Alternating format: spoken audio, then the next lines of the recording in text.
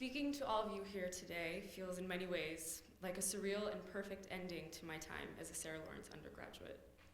4 years ago, I stepped onto campus with just as much anticipation as many of you probably felt when you arrived this weekend. I was excited at the prospect of encountering buildings and people that I had for too long seen only in photographs. I was dewy and maybe even a little bit sticky in the New York heat, or wetness as it is right now. And most importantly, I was unfalteringly happy to have made it to such an anticipated day. I had traveled here from Utah after all, and I was happy to see people walking around with coffee cups in their hand. That was a big deal to me. I want to first thank each of you for attending this year's reunion weekend.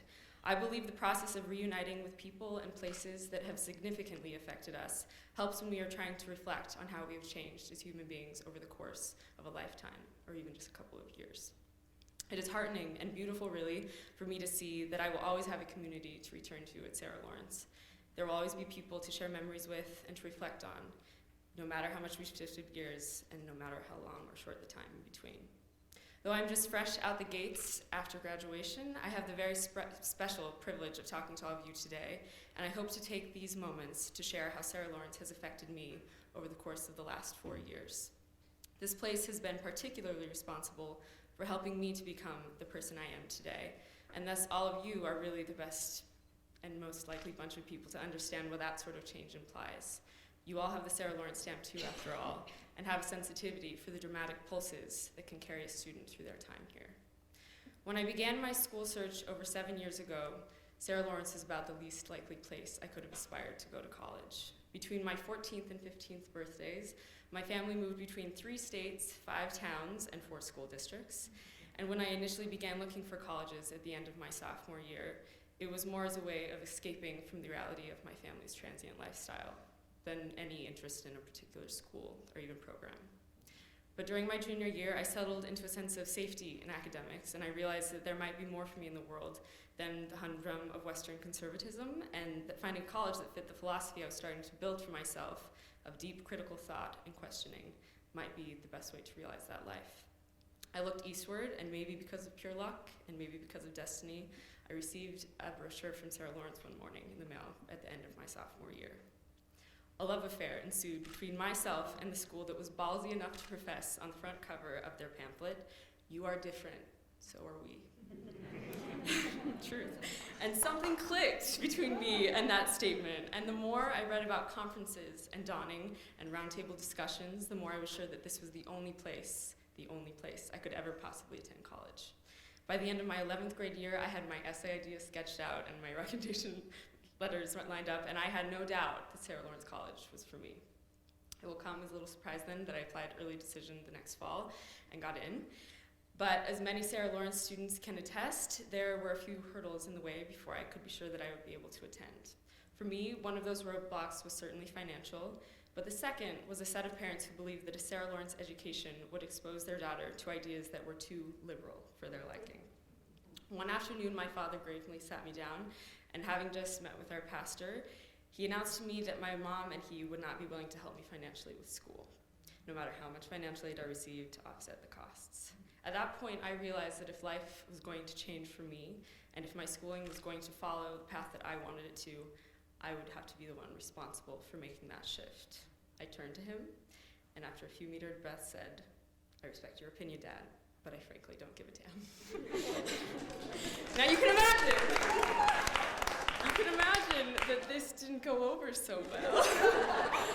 But in the following months, I went through a few legal hurdles so that I could be free of my parents' political alignment and my parents' political hang-ups, really. And in the fall of 2008, I stepped onto campus with the rest of my class, and my life has been unspeakably different ever since. My first year at Sarah Lawrence was a revelatory one. I realized that I could study things without needing to approach them from a religious or moralistic high ground. Not because value systems do not play a role in all of our lives, but because I was realizing that my sense of values wasn't the only one out there. I took a women's history course with Lita Sizer, who is now my Dawn and will forever be in my life, and it knocked the socks off of my prior understanding of how books and history can be used in tandem. I took poetry classes and literature classes and some art history, and for the first time ever, I was not only attempting to remove myself from my perspective and stand in other people's shoes, I was also enjoying myself immensely in the process. This perhaps accounts for the trajectory of my experiences while I was at SLC for the following 3 years. My sophomore year, a friend and I, Amanda Oda, received the Davis Project for Peace grant and traveled to India to start a community garden in a small village where hunger rates have been reported as some of the highest in the world. After 3 months spent sweltering in the Indian heat and subsisting on a modest diet of rice and water, she and I both realized that we were about the last people in the world that should have been responsible for a project intended to address hunger in a regional world that A, we knew next to nothing about, and B, that we have never even been to before. Though we did very little in the regard of starting a garden, she and I were both humbled by the experience, and we left India not with a sense of self-importance or magnitude, but with an understanding of how much we had to learn still about the world around us. When I returned from that trip, I realized that my interests had shifted and that I was suddenly questioning very deeply what my assumption had been before traveling to Asia.